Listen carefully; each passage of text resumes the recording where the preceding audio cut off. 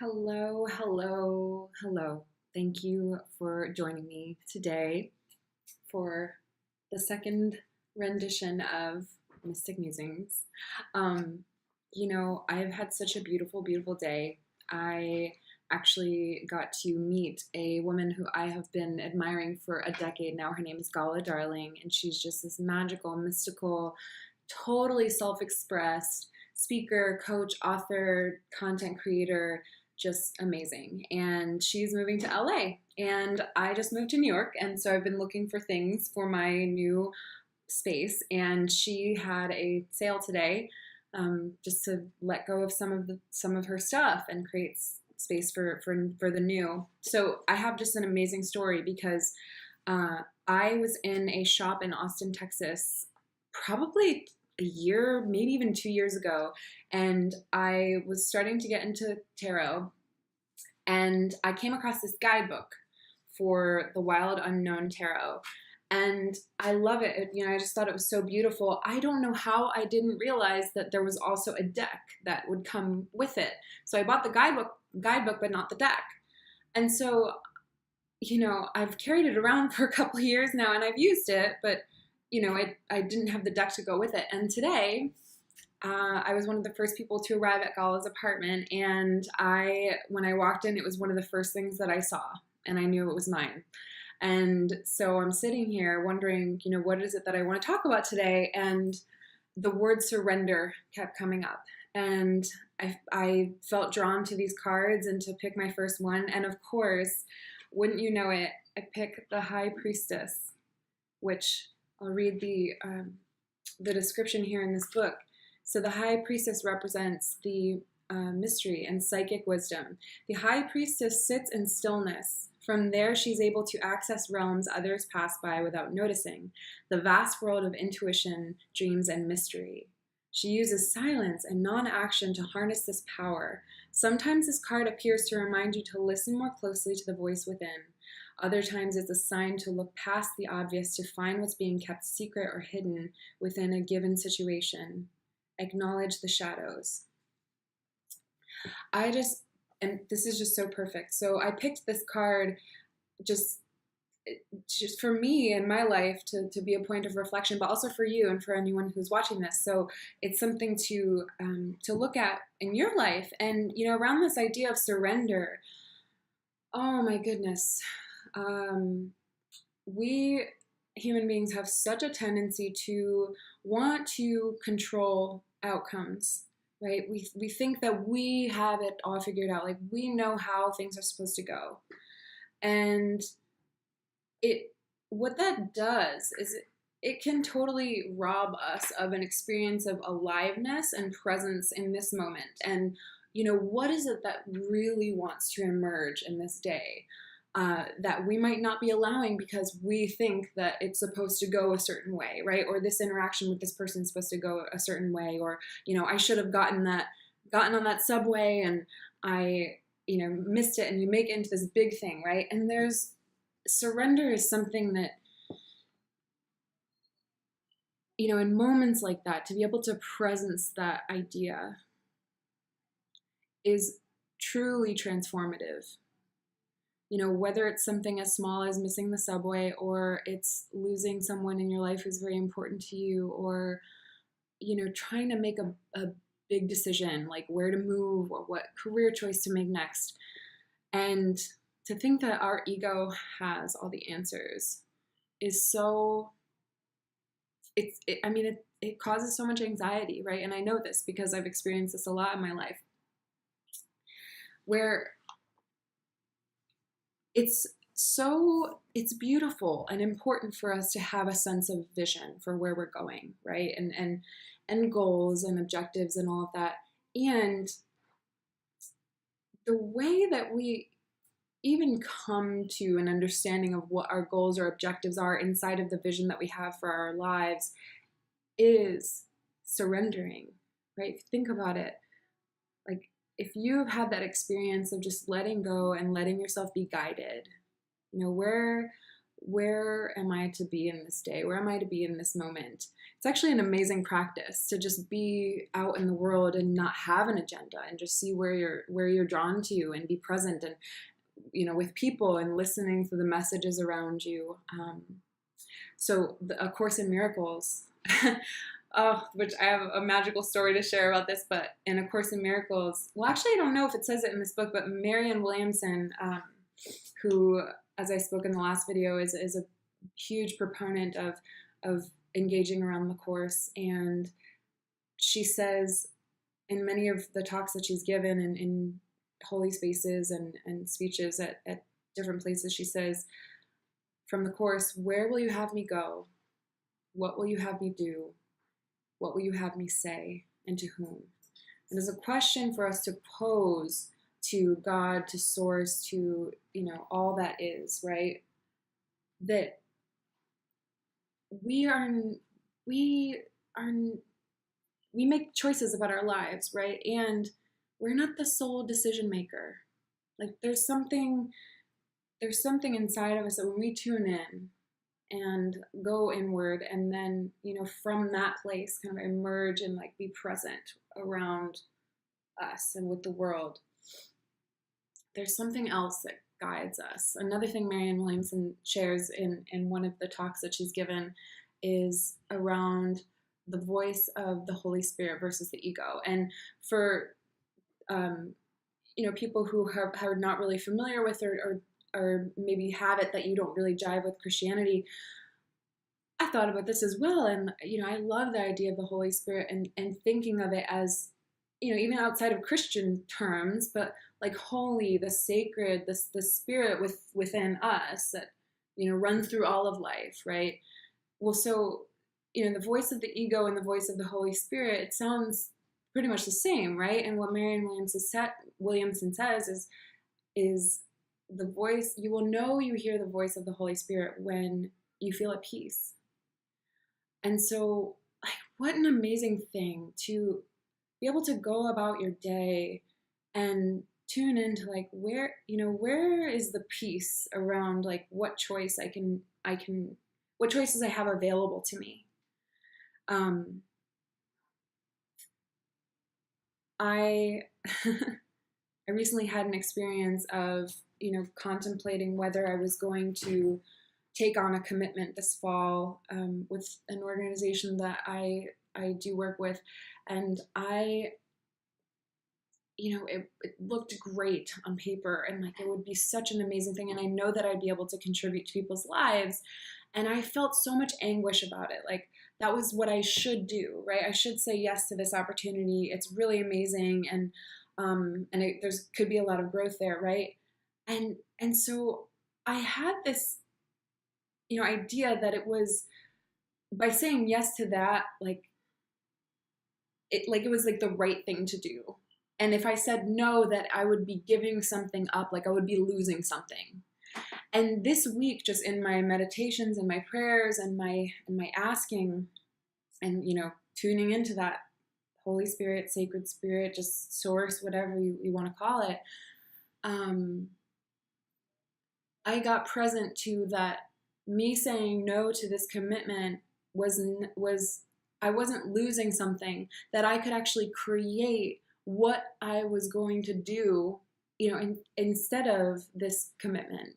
And it's just suddenly dawned on me that of course I'm going to find ways to contribute to the world and to people in ways that really mean something to me.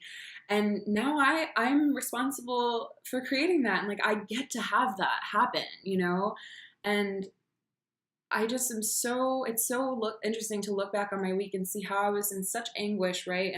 And I knew the whole time what was there, the choice that was there for me to make.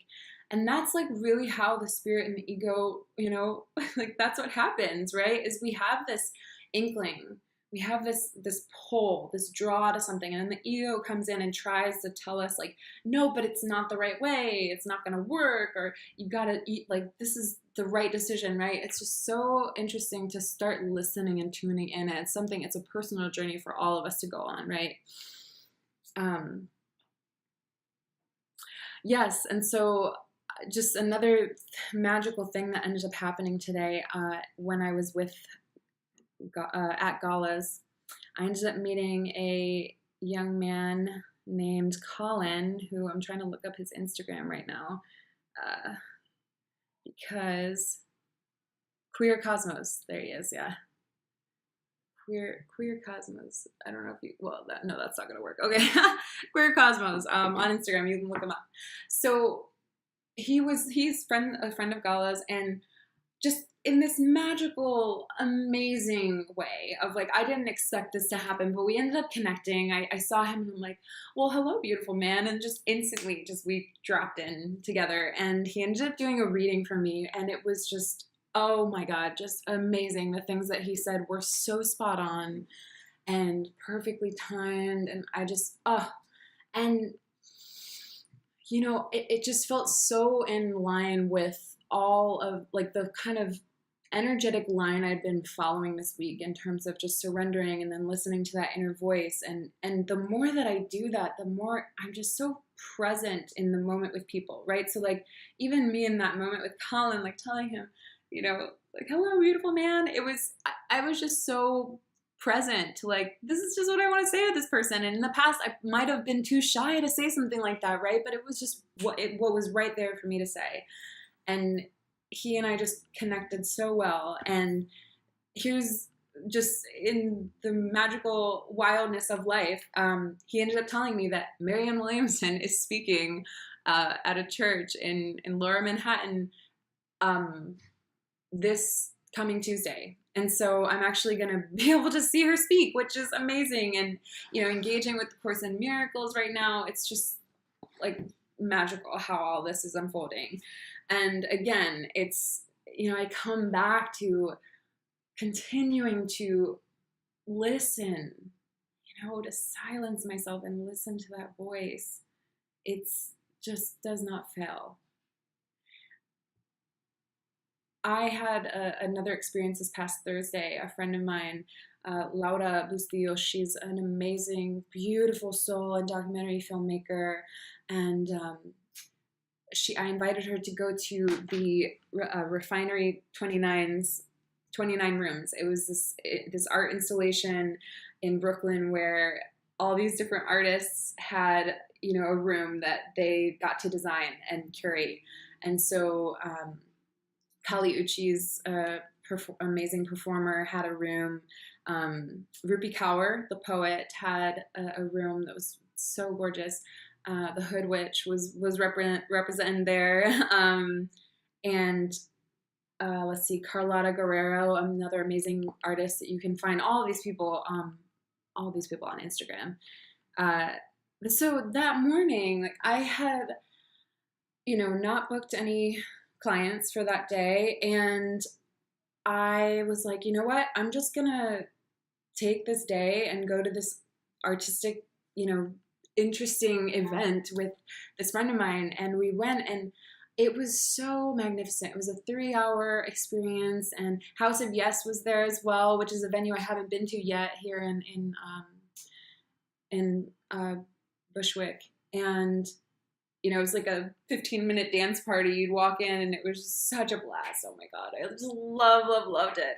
And so, you know, I just let myself be immersed in this amazing, beautiful experience, and